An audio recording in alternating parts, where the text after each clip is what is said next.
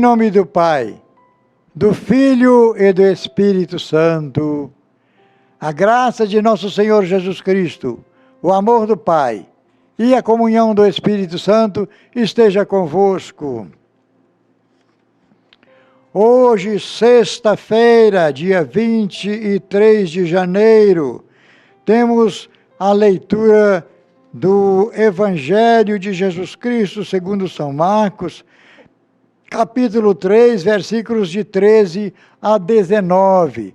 Vamos parar um pouquinho. Não, você que está dirigindo, não pare não.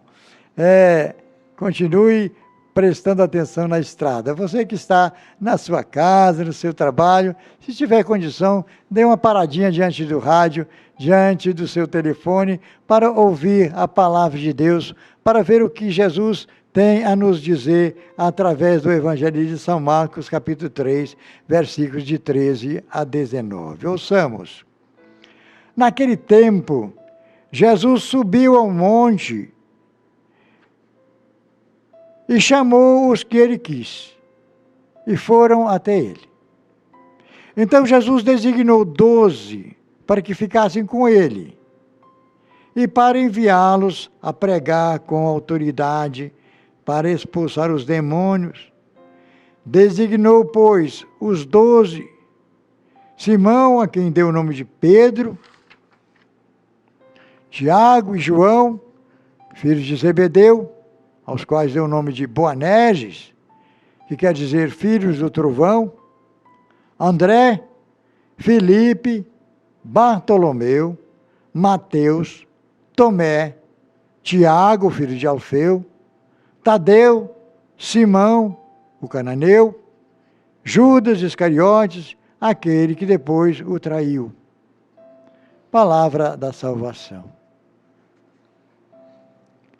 Caros irmãos e irmãs, se nós acompanhamos, porque os evangelhos são 3 evangelhos chamados sinóticos. Não sei se esse ensinamento vocês já tiveram. São 4 os evangelistas, 4 evangelhos: Mateus, Lucas,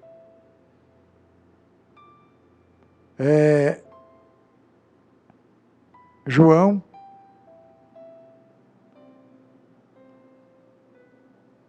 e, enfim, são os 4 evangelhos. O Evangelho de São João é um evangelho mais teológico. Os outros 3,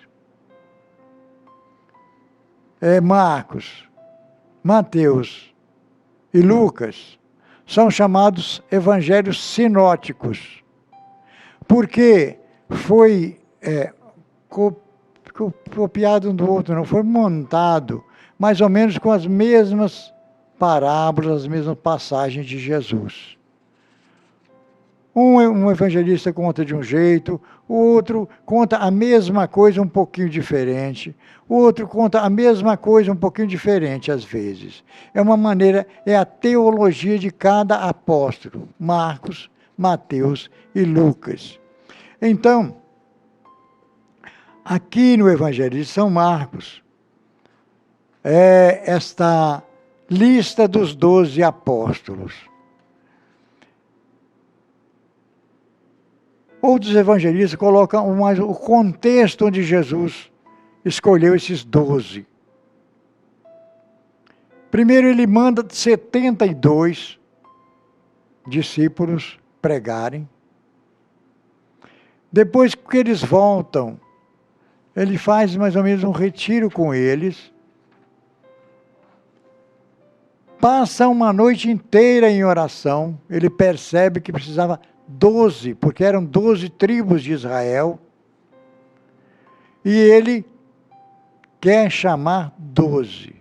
Então ele reza muito, passa uma noite inteira em oração, para pensar quais aqueles 12 homens que ele iria chamar, para dizer, vocês vão, eu já disse aqui no programa, que os mestres naquela época andavam com os seus discípulos. Hoje a gente estuda com vários professores, vai à escola todo dia. Lá os mestres ensinavam assim, levava seus discípulos junto com ele, ia ensinando dia a dia, no dia a dia que ele ensinava, para formar. Tinha assim os sábios, principalmente os sábios da Grécia, fizeram muito isso, Aristóteles, aqueles vários sábios lá da Grécia tinham isso, né?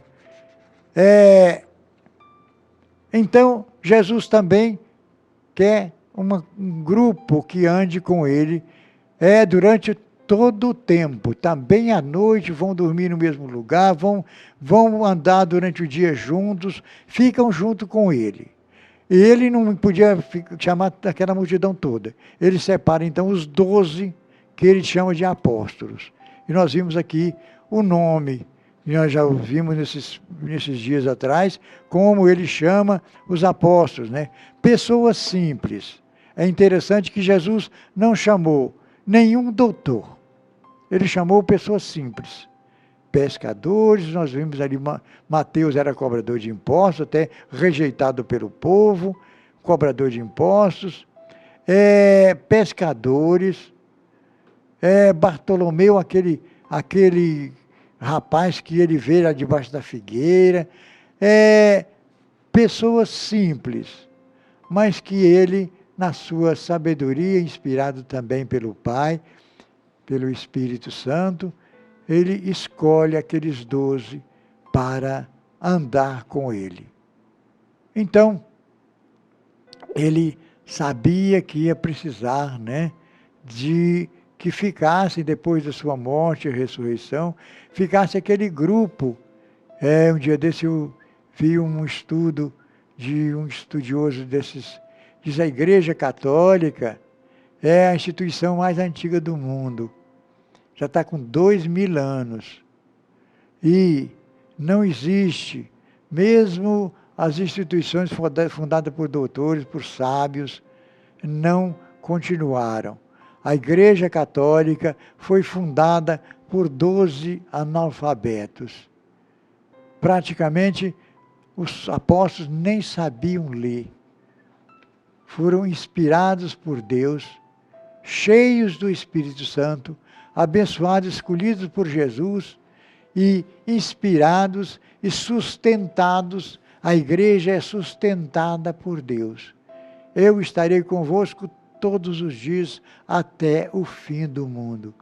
Então, ele escolhe esses 12, abençoa e diz, eu estarei junto do Pai, rezando por vocês, dando força. Vou mandar o Espírito Santo sobre vocês, para que vocês possam levar esta boa notícia, Evangelium, o Evangelho, boa notícia, a até os confins da terra.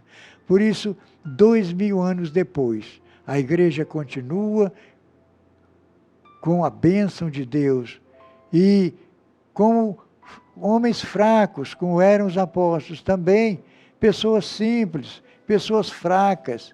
Deus não escolhe aqueles melhores não, viu? Às vezes, quando eu digo que fui chamado por ser padre, não porque sou bom, não, porque Deus precisou. E às vezes Ele chama os fracos, os mais fracos, porque a força dEle é que faz o trabalho. Então, Ele chama, eu costumo dizer, a mãe, quando os meninos, sai uma mãe com as crianças na rua, aquele menino mais levado, aquele menino que não obedece, ela tem que segurar na mão dele.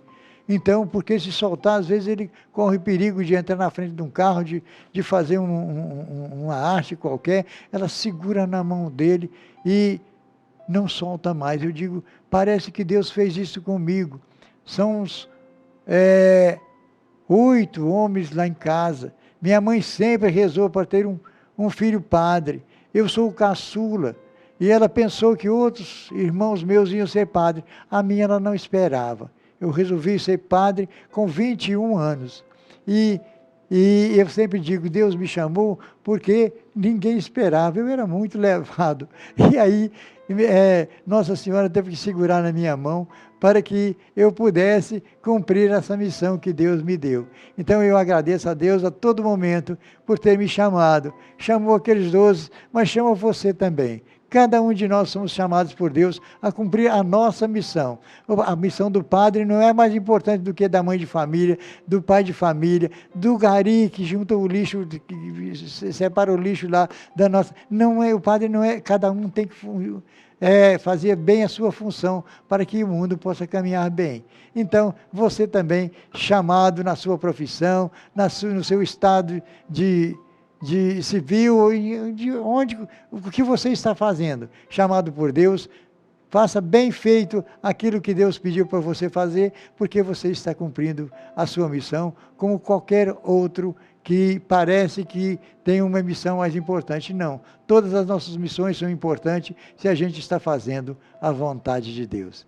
Estamos chegando mais uma vez ao final do nosso programa e estaremos amanhã, se Deus quiser, no sábado, também aqui presente para meditar de novo a palavra de Deus. E no domingo, a missa transmitida pela rádio também, às 7 horas da manhã, um pouquinho mais tarde para a gente ouvir, mas aí são todas as leituras, as reflexões, enfim, para a gente participar com a igreja toda da Santa Missa.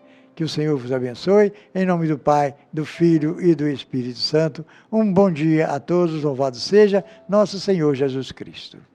A tua igreja